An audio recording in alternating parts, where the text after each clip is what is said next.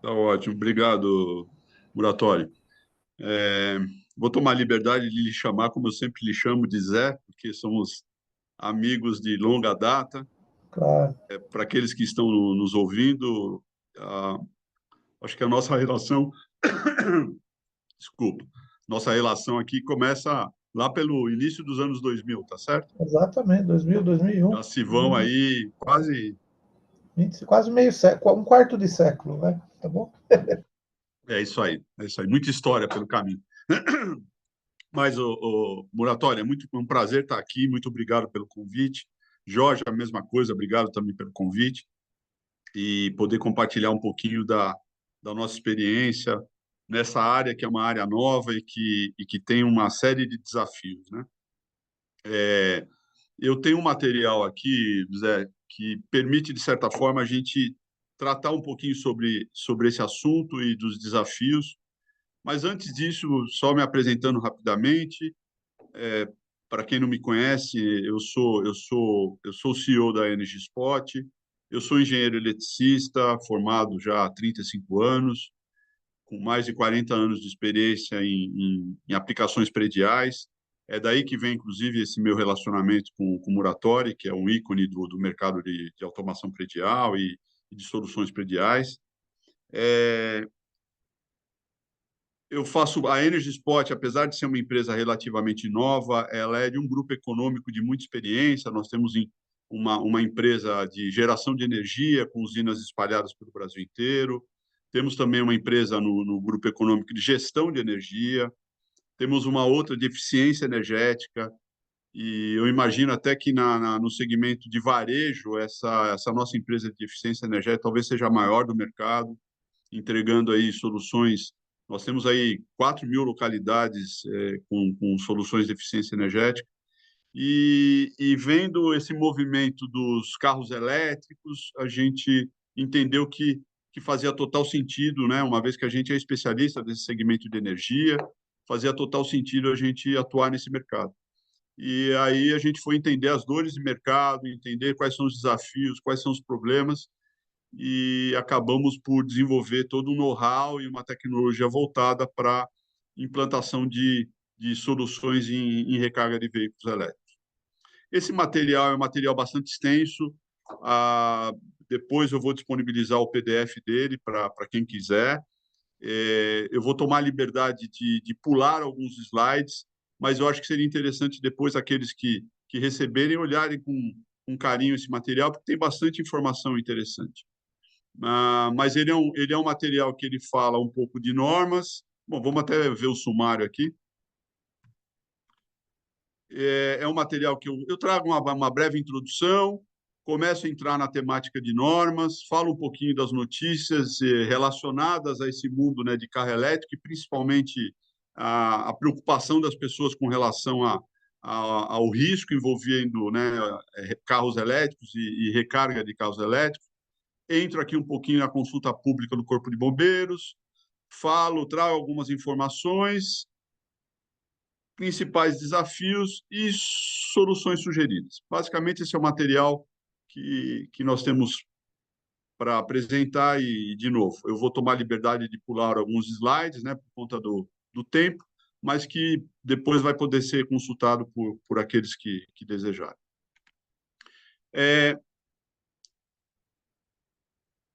Carro elétrico é inexorável, é uma realidade. Só para se ter uma ideia, isso aqui são números oficiais da BVE, mas nós temos hoje, no Brasil, mais de 380 mil veículos. O ano de 2024 foi um volume de vendas, se comparado a 2023, foi mais de 100%. Então, carro elétrico é uma realidade, ainda que a gente veja, né, de certa forma, algumas pessoas, alguns influenciadores questionando o futuro do carro elétrico. O motivo desse material é exatamente estimular principalmente os gestores de condomínios, síndicos, administradores, enfim, aqueles que tratam, né, a questão do condomínio, eles ficarem atentos a esse tema, porque é inexorável. Só para se ter uma ideia, hoje no Brasil são comercializados mensalmente entre 200 e 250 mil veículos leves. Desse total de veículos que são comercializados, perto de 15 mil são veículos elétricos. Todo mês, em torno de 15 mil carros elétricos são comercializados no Brasil. Isso representa entre 7% e 8% do que é vendido mensalmente são veículos elétricos. Então, esse é um assunto que precisa ser endereçado e tratado. Por que as pessoas estão comprando carro elétrico, né? Eu trago aqui alguns comparativos de certa forma, justificam, né, o porquê que as pessoas estão comprando o carro elétrico. Tirando esse primeiro item aqui, que é a questão do tempo de abastecimento, enquanto um carro a combustível, a combustão, você leva 5 minutos para encher o tanque, um carro elétrico leva algumas horas para se carregar a sua bateria. Mas tirando esse item, que é uma desvantagem, vamos dizer assim, do elétrico comparado à gasolina, os demais itens mostram que o carro elétrico ele tem vantagens muito superiores ao do carro a combustão. Por exemplo, a questão do custo, né, de consumo. Se você pegar um carro que roda por volta de 1.000 quilômetros ao mês, segundo a NTT, o brasileiro roda em média 13 mil quilômetros por ano. Eu vou arredondar isso daqui para 1.000 quilômetros por mês. Quem rodar 1.000 quilômetros por mês num carro a gasolina, supondo que esse carro ele faça 10 quilômetros por litro, 1.000 quilômetros são 100 litros, considerando o litro da gasolina 5,70, nós estamos falando aqui de um gasto para se rodar esses 1.000 quilômetros da ordem de R$ 570. Já num carro elétrico, se você rodar esses mesmos 1.000 quilômetros a bateria, considerando que um consumo médio, né, de energia é da ordem de 20 kWh para cada 100 quilômetros rodado, se você rodar 1.000 quilômetros, você vai precisar de 200 kWh. Considerando aqui que o quilowatt-hora está da ordem de R$ 1, em média R$ 1 no Brasil, Santa Catarina é 76 centavos, a Enel de São Paulo é 90 centavos, a Light do Rio de Janeiro é 1,10. Considerando uma média de R$ 1 aqui por quilowatt-hora, para quem rodar 1.000 quilômetros na bateria, ele vai gastar R$ 200. Isso é menos da metade do valor. Então, esse é um dos motivos que levam as pessoas a comprarem carro elétrico. Mas não tem só isso, né? Tem uma questão aqui de custo de manutenção. Enquanto um carro a combustão tem perto de 80 mil itens, um carro elétrico, 100% elétrico, eu não estou falando o híbrido é pior do que isso, né? O híbrido ele combina as duas tecnologias. Mas um carro 100% elétrico, ele tem perto de 8 mil itens. Tirando a bateria, a tendência é a manutenção do carro elétrico ser inferior à do carro a combustão. Agora, tem a questão ambiental também, né? Infelizmente, o Brasil ele não tem incentivos para as pessoas adquirirem carros elétricos, diferente do que acontece, por exemplo, na Escandinávia, na China, e, por exemplo, na Escandinávia, nos países da Escandinávia, Noruega, Dinamarca, Suécia, todos esses países estão incentivando as pessoas a comprarem carro elétrico. Tanto que, por exemplo, se você vai na Noruega, hoje 80% da frota da Noruega é de carro elétrico. Por que eles estão fazendo isso? Por uma questão ambiental. Um carro a combustão, ao percorrer 20 mil quilômetros, um carro a gasolina, ao percorrer 20 mil quilômetros, ele terá emitido 3 toneladas de CO2. Ao passo que um carro elétrico, após percorrer 20 mil quilômetros, ele terá emitido 70 quilos de CO2. Isso é menos de 3%. Então, tem aqui um benefício ambiental bastante importante.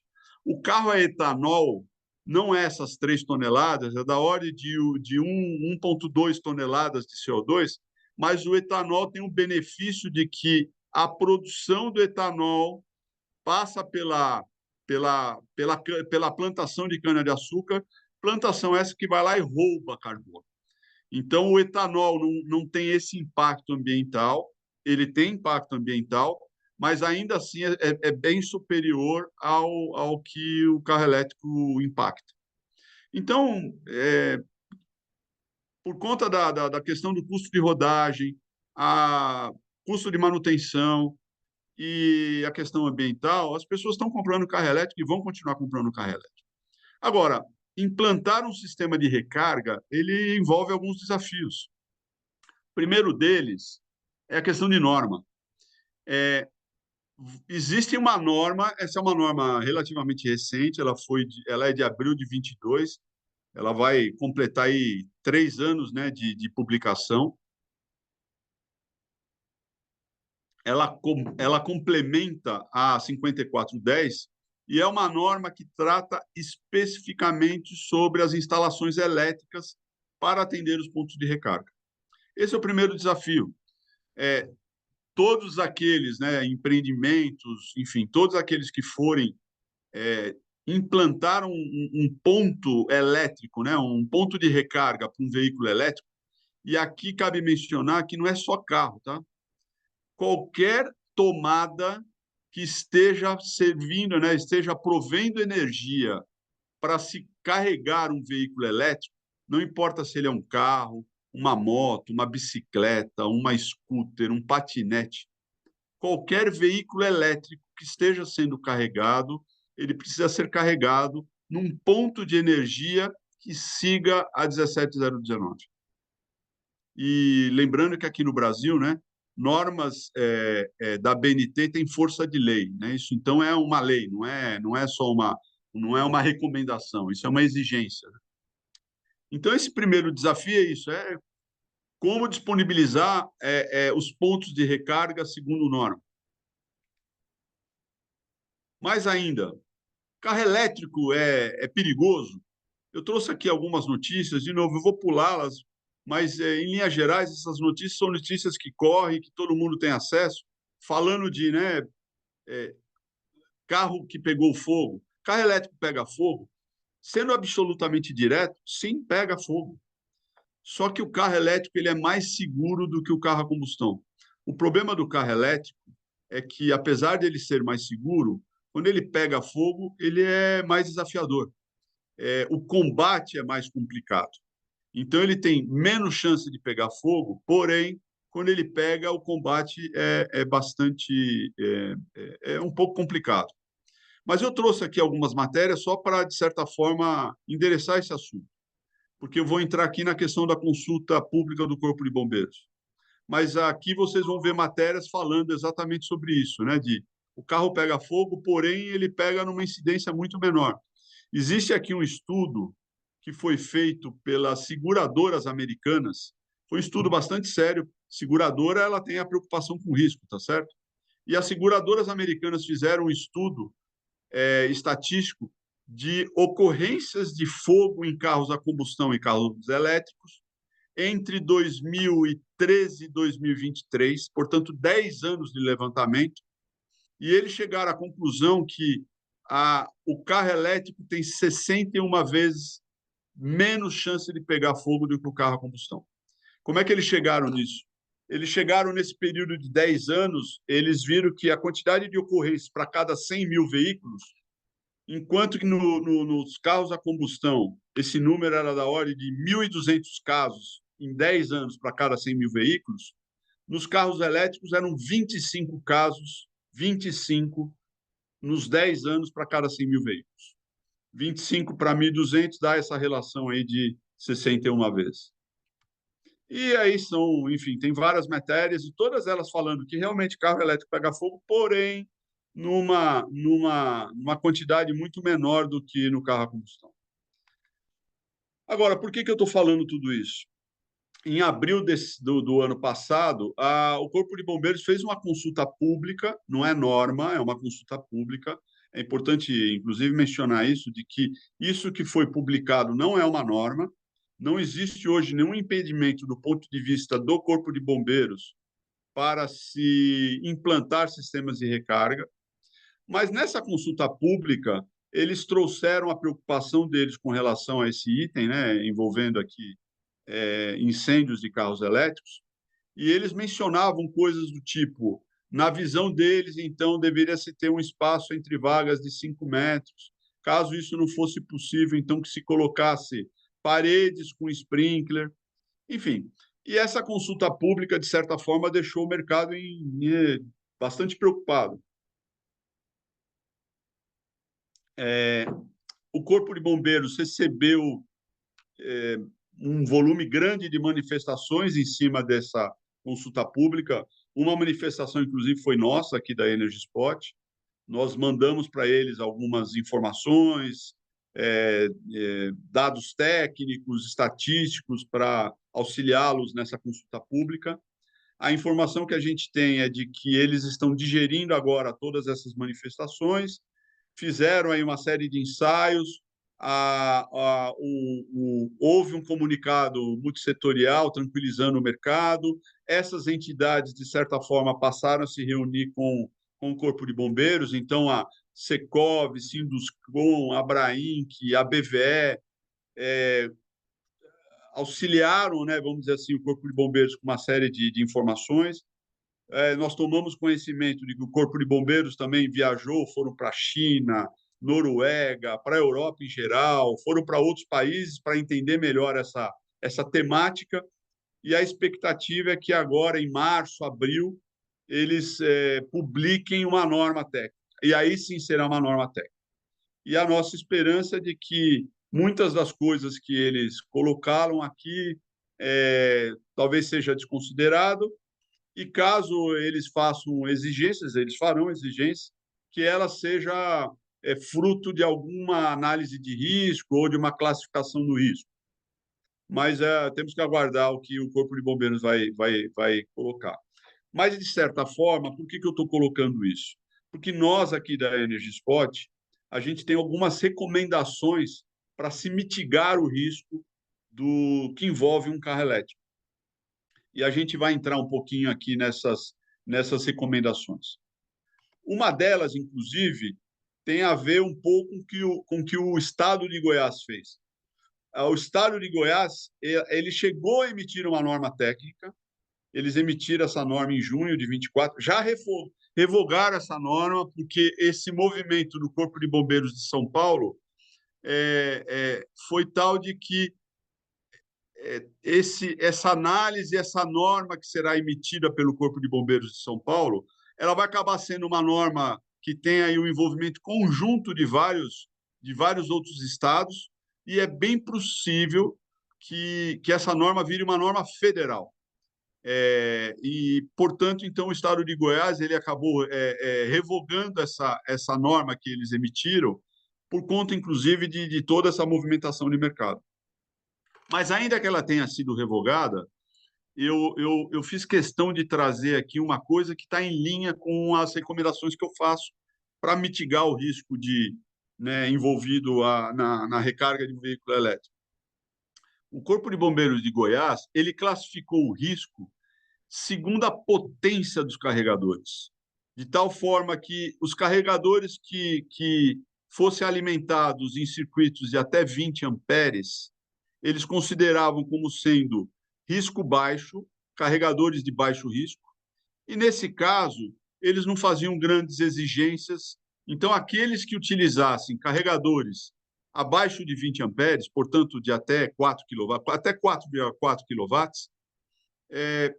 eles consideram como sendo uma operação de baixo risco e não faziam grandes exigências.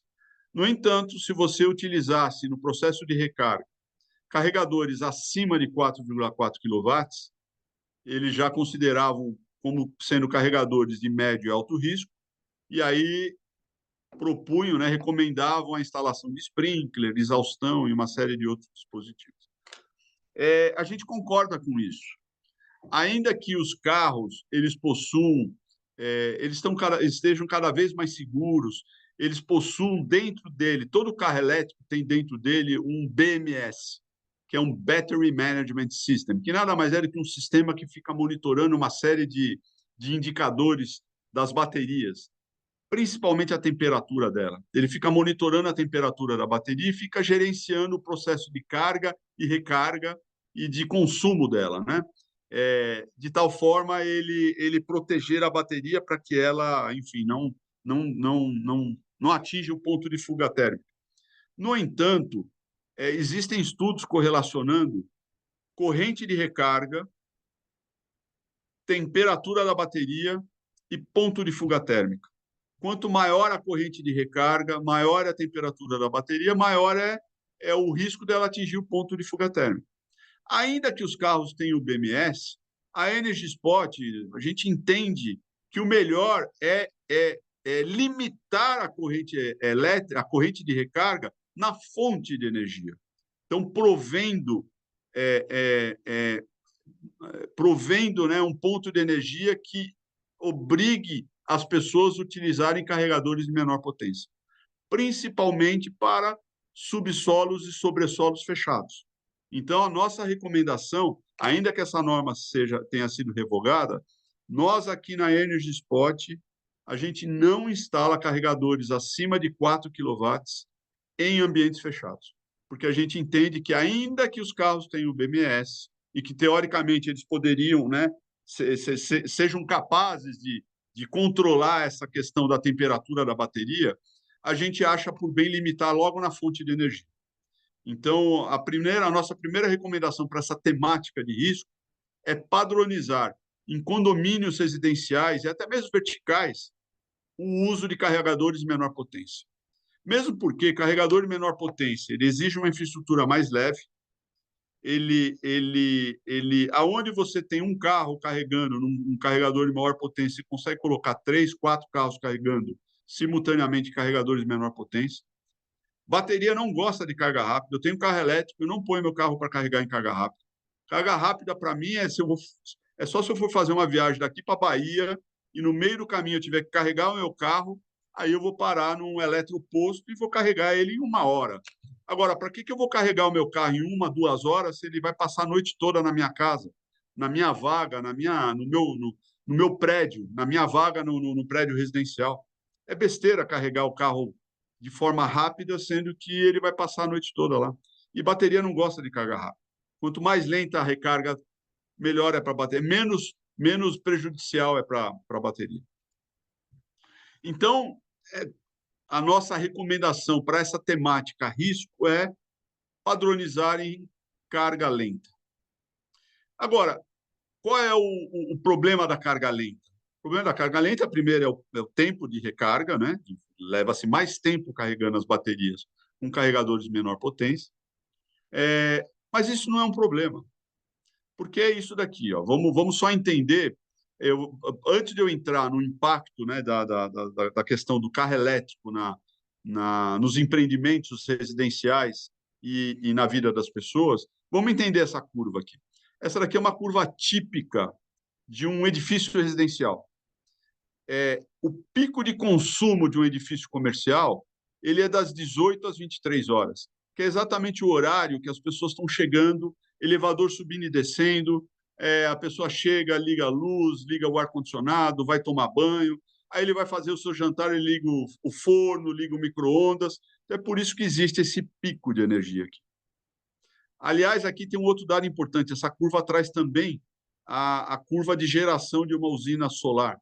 Eu vejo que tem muitos empreendimentos que chegam para mim e falam assim, mas, Hélio, para eu resolver o problema aqui da falta de energia para recarga de veículos elétricos, se eu colocar uma usina solar, vai resolver o meu problema? Não, desculpa, não vai resolver o problema, porque quando as pessoas chegarem, quando o pico de consumo acontecer, o sol já se pôs. Né? Quando a usina terminar de gerar a energia que tem que ser gerada, começa o pico de energia. Então, uma usina solar não resolve o problema de recarga de veículos elétricos. Agora, por que eu mostrei essa curva aqui? Pelo seguinte, vamos ver qual é o impacto da recarga de um veículo elétrico na vida das pessoas. Segundo a ANEEL, uma família de classe média, ela consome entre 200 e 400 kWh por mês, com uma média ponderada aqui de 320 kWh. Se a gente for traduzir isso para reais, considerando que quilowatt-hora está em torno de R$1, significa que uma família de classe média gasta em média aqui R$300 por mês. Já uma família de classe alta, ela consome entre 500 e 1.200 kWh, média ponderada em 920, e é uma conta média de R$920 por mês. Qual que é o impacto do carro elétrico na vida das pessoas, nos prédios residenciais e nessa curva de pico? O impacto é esse daqui, ó. Vamos pegar aqui um carro elétrico. segundo dados dos fabricantes, para cada 100 quilômetros, para ele rodar 100 quilômetros, ele precisa entre 15 e 20 kWh. Eu vou pegar o pior caso aqui, 20 kWh. Então, vamos pegar a média do brasileiro. Aquele brasileiro que roda 1.000 quilômetros por mês, se ele roda 1.000 quilômetros por mês, se ele rodar esses 1.000 quilômetros na bateria, ele terá consumido 200 kWh. Então, ele precisa de 200 kWh para rodar 1.000 quilômetros. Aí vamos pegar essa família de classe média aqui. Olha que interessante. Imagina uma pessoa de classe, uma família de classe média que tem um consumo mensal de 320 kWh, comprou um carro elétrico e vai rodar 1.000 quilômetros por mês. Olha o impacto que o carro elétrico causa na vida dele. Ele antes consumia 320, agora ele tem um item que consome 200 kWh, esse 320 vira 520, portanto, é um aumento de 63% no consumo de energia dessa família de classe média. Pergunta, será que o prédio dele, se todos tiverem carro elétrico, chegarem, espetarem seu carro, será que todos terão aqui, o prédio vai ter 63% de ociosidade aqui? Será que o prédio aguenta esse aumento de carga de 63%? Eu posso dizer que não, dificilmente, salvo raríssimas exceções, acho difícil o prédio ter essa disponibilidade de energia. A construtora sabe fazer conta, eu acho que dificilmente ela teria entregue uma infraestrutura que tivesse, né, uma disponibilidade dessa de 63%. Então, aqui já vem aqui um primeiro achado, que se a gente não, se não for feita uma coisa que eu já estou me antecipando aqui, que é o que eu chamo de controle de demanda, o prédio, para suportar esse aumento aqui de demanda, ele teria que entrar com um novo projeto na distribuidora, mudar o seu transformador, mudar a sua chave de entrada, enfim, isso não é uma coisa barata. Para que isso não aconteça, uma saída é fazer o controle de demanda. Eu vou explicar um pouquinho mais o que é o controle de demanda. Agora, além disso, voltando para a questão do carregador, né, de menor potência, aqui também nós temos uma análise do porquê que o carregador de baixa potência não é um problema nos condomínios residenciais e até mesmo nos condomínios comerciais nas suas áreas privativas. Vamos analisar o seguinte, essa mesma pessoa, essa mesma família que tem um carro elétrico que roda 1.000 quilômetros por mês, ela vai precisar de 200 kWh para rodar esses 1.000 quilômetros na bateria. Se ela criar o hábito de colocar o seu carro para carregar toda a noite, supondo que ele coloque durante 22 noites no mês, eu estou desconsiderando aqui final de semana que ele viaja com esse carro para a praia ou para o seu sítio, então eu estou considerando 22 dias aqui. Se eu pegar esses 200 kWh e dividir por 22 dias, dá 9,1 kWh por noite. Então, se ele alimentar a bateria dele, se ele prover para a bateria dele 9 kWh por noite, ele terá a energia necessária para rodar os 1.000 quilômetros. E aí, olha só que interessante. Deixa eu só diminuir aqui. Olha que interessante. Se ele usar um carregador abaixo de 4 kW, os carregadores de mercado que existem no mercado abaixo de 4 kW, a maioria deles são carregadores de 3,5 kW. É meio que um padrão de mercado. Se ele utilizar carregadores de 3,5 kW, ele vai precisar de menos de 3 horas para suprir a bateria da energia necessária para ele rodar os 1.000 quilômetros por mês. Ah, mas Hélio, vamos supor que eu estou acima da média, eu rodo 2.000 quilômetros por mês, eu vou precisar de 400 kWh no mês. Muito bem, 400 dividido por 22 dá 18, dividido por 3,5 dá 5 horas. Se ele colocar o carro dele para carregar toda a noite por 5 horas, ele vai ter a energia necessária para rodar os 2.000 quilômetros. E ele vai ficar abaixo dos 4 quilowatts, portanto, numa condição mais segura. Então, essa é uma recomendação nossa, que as pessoas utilizem carregadores portáteis, principalmente subsolos e sobressolos, por questão de segurança. A infraestrutura é mais leve, vai sobrar mais energia, mais pessoas vão poder carregar e o uso desse carregador não vai gerar nenhum impacto na vida das pessoas. Com isso, usando carregadores portáteis e fazendo o que a gente chama de controle de demanda, você não vai precisar mexer no seu transformador, você não vai precisar mudar a sua entrada, você não vai precisar, de certa forma, alterar a sua infraestrutura do edifício, né, do seu edifício. Agora, existem outros desafios também que precisam ser considerados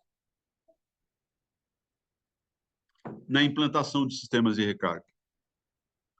Os principais são esses aqui, vendo pela ótica do gestor do condomínio, seja ele o síndico, o administrador de condomínio, enfim. O profissional que tem que endereçar esse assunto, ele tem alguns desafios. O primeiro dele é a questão do que a gente chama do conceito de isonomia. Como é que o síndico atende às necessidades dos proprietários de veículos elétricos, sem prejudicar os demais moradores ou condôminos e ao condomínio geral? Quer dizer, a pessoa compra um carro elétrico, chega lá para o síndico e fala: ô síndico, eu comprei um carro elétrico, eu preciso carregar meu carro. Como é que eu faço? Como é que o síndico resolve esse problema sem afetar os demais moradores e o próprio condomínio? Isso é um desafio. Eu tenho recomendação para isso. Além disso, como implantar um sistema de recarga que siga as normas e regulações vigentes? Como lidar com essa consulta pública do Corpo de Bombeiros, que chegou a colocar coisas do tipo distância entre vagas de 5 metros, ou uso de sprinkler, exaustão, enfim.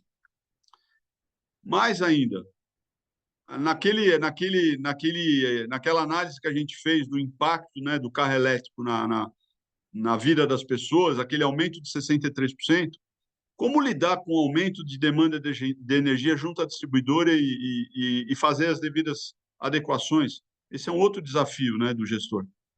E caso a distribuidora negue, como é que você implanta o sistema? Como é que você provê um sistema de recarga numa condição dessa em que a distribuidora negue?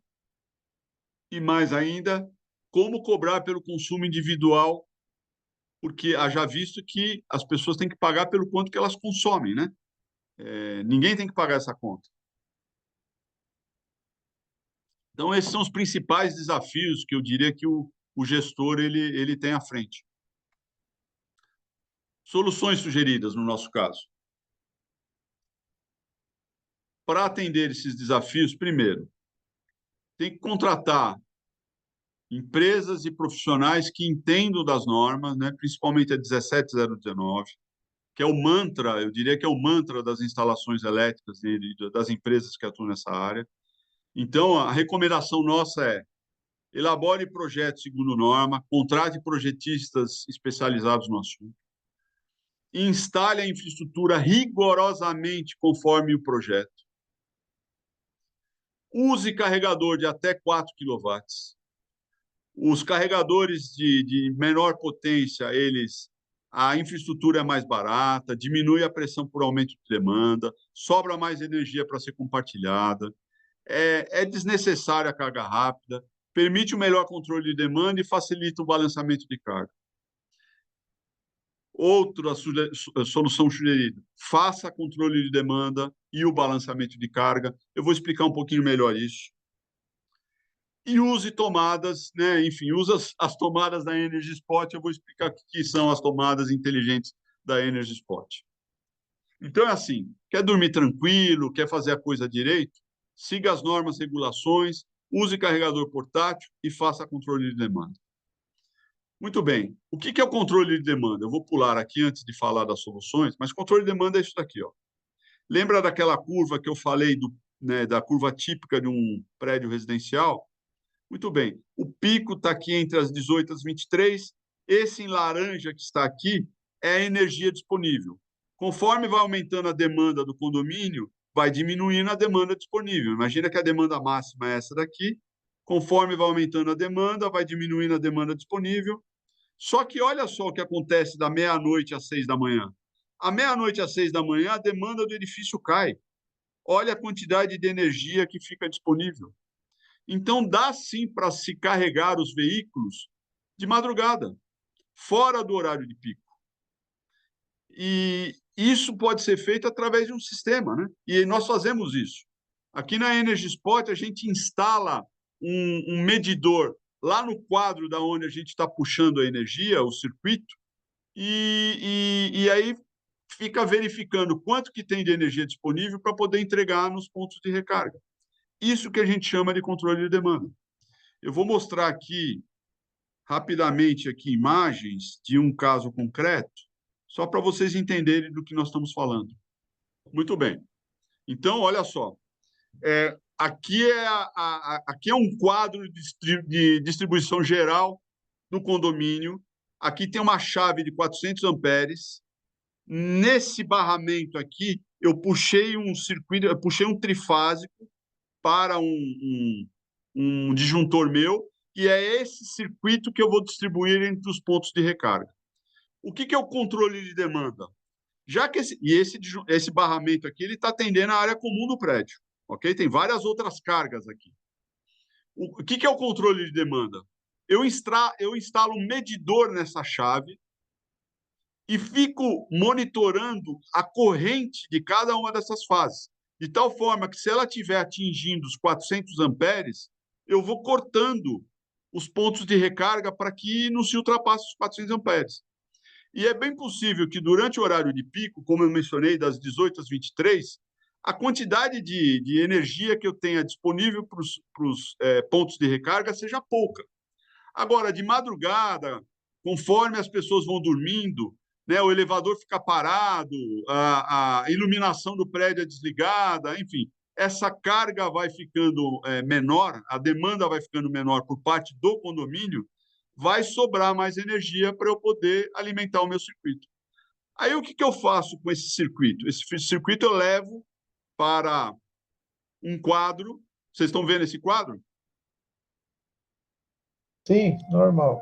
Perfeito. Esse é tá vendo? Aquele trifásico que saiu de lá do quadro de distribuição, entrou aqui num quadro, onde eu tenho aqui uma distribuição para 10 pontos de recarga. Detalhe, isso aqui é NBR 17019 na veia. A 17019 fala que todo circuito de recarga tem que ter DPS nas fases, em todas as fases, tem que ter, além do disjuntor compatível, tem que ter um DR classe A, isso aqui é NBR 17019 na veia. Aí eu trago o circuito trifásico para cá, distribuo para os pontos, e aí eu levo até o local de recarga, está aqui, ó. Eu instalo uma tomada inteligente, permitindo que a pessoa use o seu carregador de até 4 kWh. Esse é um carregador de 3,5 kW. Se por acaso a pessoa espetar um carregador de maior potência, esse dispositivo vai cortar a energia. Ultrapassou 20 amperes, eu vou lá e corto. E essa tomada, ela mede, além dela medir o consumo individual para que a pessoa pague pela energia consumida, permite ainda que eu faça o controle de demanda. Por que é aquilo que eu falei, eu chego aqui nessa chave, instalo o meu medidor e fico, como eu sei o quanto que cada ponto de recarga está consumindo e sei o quanto tem de demanda disponível, eu sou capaz de gerenciar a quantidade de tomadas que eu vou energizar ou não. Não sei se deu para ficar claro. Deu para entender, Muratório? Ok. Não, ficou claro, sim. Então, deixa eu voltar aqui. Então, voltando aqui para voltando para a recomendação, né, para as recomendações, para endereçar esses desafios que eu mencionei lá atrás, precisa fazer um projeto conforme norma, executar a infraestrutura rigorosamente conforme o projeto, usar carregador de menor potência, porque diminui o risco, menos energia, mais pessoas conseguem carregar, fazer controle de demanda e balanceamento de carga e, logicamente, a gente se propõe a oferecer essa solução. Como é que você usa carregador portátil se ele é burro? Você tem que ter medição, você tem que ter, né, você tem que controlar esse dispositivo. Nós temos isso através das nossas tomadas inteligentes. Então, em linhas gerais, é isso que nós fazemos. E são essas recomendações que a gente é, recomenda, né? São essas recomendações que a gente dá. Você tem uma imagem aí do produto final do Tenho, só para sim. a gente clarear um pouco como ele fica instalado e tal. Tenho, sim. Deixa eu só abrir a imagem. Depois, se você tiver também uma tela onde você deixar os teus contatos, seria legal, o pessoal também. Senão a gente manda para tudo. Basicamente é aquela tela que eu mostrei, mas eu vou mostrá-la novamente. Estão vendo aqui a imagem? Sim. Então, no final das contas, o produto instalado é esse aqui, ó. Tá. O morador, se ele quiser fixar o carregador dele na parede e deixar fixado o tempo todo, ele pode. Se ele quiser, toda hora que ele chega, ele pode tirar o carregador dele do porta-mala e fixar na hora. Isso que eu ia falar, o carregador é individual, né? Quer dizer, normalmente os condomínios, nesse caso do teu produto, da tua solução, eles fazem a instalação, lógico, alguém responsável do condomínio faz, mas o produto em si, a tomada, é do morador, é isso? É do morador que usa. A menos que sejam aqueles condomínios, o Muratório, tem três tipos de condomínios. Isso, É fala um pouco aquele que disso. tem é o condomínio que o morador tem a sua vaga fixa. E ela não muda nem de tempos em tempos. Aquela vaga é sempre dele. Nesse caso, eu puxo para a vaga do condomínio. Tem o segundo tipo, que é o condomínio que tem vaga fixa, mas por um período de tempo. Então, a cada 2 anos, a cada 3 anos, eles fazem um novo sorteio, aí a pessoa passa a ter uma vaga fixa, mas numa outra posição. O que a gente costuma fazer? A gente puxa uma tomada para a vaga do morador. Se daqui a 2 anos, daqui a 3 anos, ele mudar de posição, eu vou lá e levo essa tomada para a nova posição dele. Não tem problema nenhum. Aí tem a terceira categoria de condomínio, que é aquele condomínio onde o morador tem direito a uma vaga ou a duas vagas, mas não é uma vaga fixa, ele para onde tem vaga disponível. Nesse caso, a nossa recomendação é que o condomínio crie um pool de vagas para carros elétricos, instale lá 10, 20 tomadas, e aí o morador ele vai estacionar nessa vaga e vai ativar a tomada através de um aplicativo. Então ele vai lá, ativa a tomada e ao ativar a tomada eu sei que quem está usando a tomada nesse momento é o Muratori. E aí então aquele consumo que se dá nesse ciclo de recarga é de responsabilidade do Muratori. Perfeito, perfeito. Tá Legal. claro? Acho que era bem claro, era bem importante essa explicação, porque cada condomínio é uma história diferente, né? Cada condomínio é uma história Mas o diferente. importante é chegar nessa situação que você falou, cada um pagar pelo que usa. Bom, foi muito interessante a apresentação. Eu sei que é um tempo curto, né? Que tem muito assunto, mas você conseguiu resumir muito bem.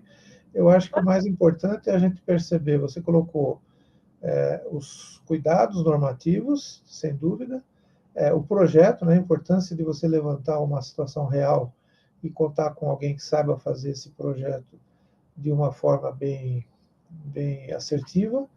E, por último, a questão do dia a dia, né? Quer dizer, como essa questão do consumo de energia em termos diários, né, de curva de demanda, é bem interessante nos prédios, porque isso, inclusive, gera outras situações, como a tarifa branca e outras que podem ser encaradas aí nesse contexto, né? Mas, principalmente, quer dizer, quem resolveu ter o seu carro elétrico, que não cause problema para os demais, certo? Que ele pague o que ele usa e não dê trabalho para os demais. É E isso mesmo. fala um pouquinho sobre como você está sentindo. Vocês estão nesse mercado há um tempo já, quer dizer, não é muito, porque quase ninguém está há muito tempo, mas como é que você está percebendo a evolução desse mercado? Tanto você falou um pouco das estatísticas, né, de outros países. O Brasil tem sempre alguma coisa diferente. Faz um pouquinho essa sua análise aí, Jorge. Hélio, por favor. A gente percebeu, Muratori, que a consulta pública que o Corpo de Bombeiros fez, ela, de certa forma, ela causou um impacto no mercado, porque muitos gestores ficaram um pouco assustados Preocupado, e né? seguraram seus projetos. Eu ainda me deparo com alguns empreendimentos que estão aguardando a norma para poderem endereçar o assunto. No entanto, eu notei que do último trimestre do ano passado para cá, houve um aumento bastante significativo na procura por essa solução. E nós temos hoje, né, aqui na empresa, vários projetos em andamento, e ainda que a consulta pública tenha causado um impacto inicial, os empreendimentos, né, os condomínios estão implantando os seus sistemas. Mesmo porque o que eu tenho dito, inclusive, para eles é o seguinte: certamente o Corpo de Bombeiros, quando ele publicar a norma, ele dará um prazo para aqueles que já tenham, né, pontos de recarga instalados, eles vão dar um prazo de adequação. 2 anos, 3 anos, não sabemos qual vai ser o prazo, mas ele dará um prazo. Ao passo que quem deixar para implantar o sistema de recarga pós-publicação terá que fazê-lo dentro da norma. Então, por incrível que pareça, né, é melhor já implantar, porque pelo menos você ganha tempo.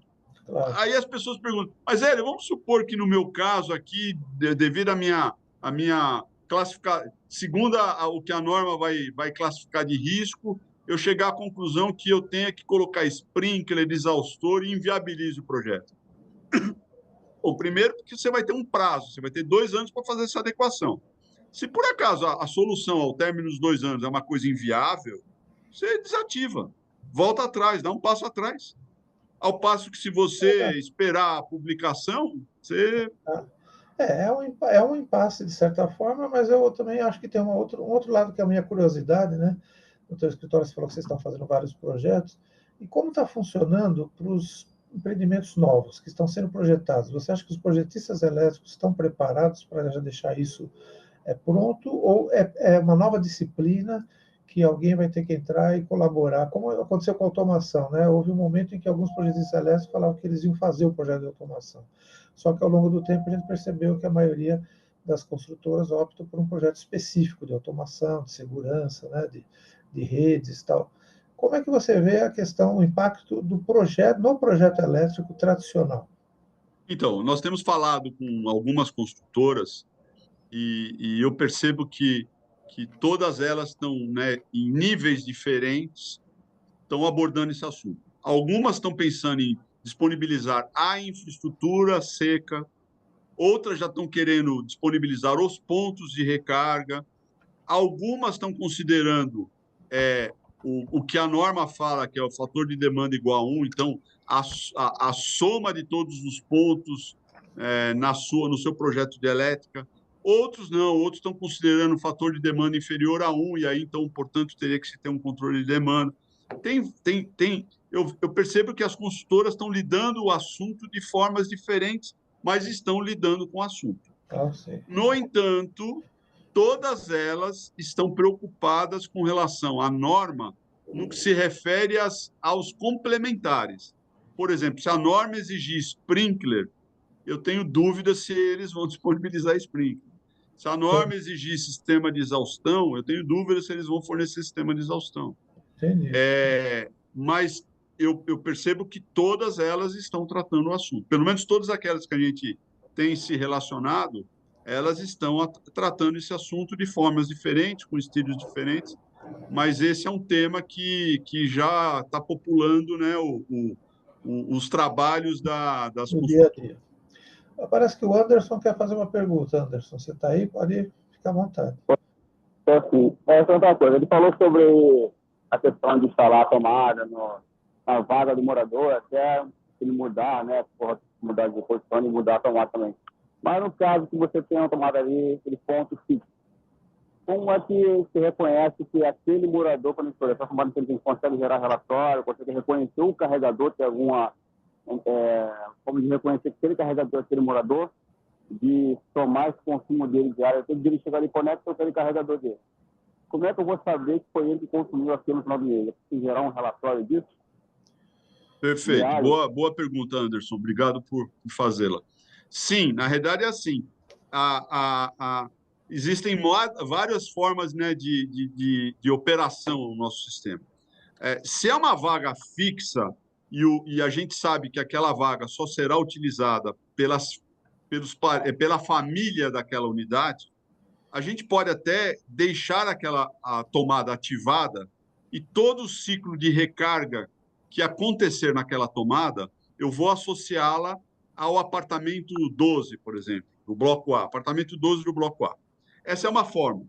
A outra forma é se o morador ele não quer que a tomada fique ativa, porque ele tem receio que algum espertinho vai carregar a sua moto, a sua bicicleta ou até mesmo o seu carro na tomada dele, o sistema ele deixa a tomada desativa e toda vez que o morador for carregar o seu veículo, ele, o filho, a esposa, enfim, munido de um aplicativo, né, do celular, ele vai lá e ativa a tomada através desse aplicativo. E aí, com isso, a gente sabe que quem ativou a tomada foi a pessoa da unidade tal, e aí aquele ciclo de recarga tem a ver com a unidade dele. E aí, o que a gente costuma fazer é, combinado com a administradora do condomínio, numa determinada data corte, a gente vai lá naquela data, gera um relatório de todos os consumos que ocorreram de todos os moradores e a gente manda para o administrador incluir isso na taxa de condomínio. Com isso, cada morador e cada proprietário, né, de veículo e cada unidade vai pagar pelo seu consumo de energia. E o morador, inclusive, consegue conferir e olhar o histórico de consumo, o histórico de recarga, também pelo aplicativo. Lá no aplicativo, ele consegue ver, dia por dia, o horário de início da recarga, quanto tempo durou a recarga, quantos quilowatts-hora foram carregados e assim por diante. Então, ele tem todas as informações através do aplicativo.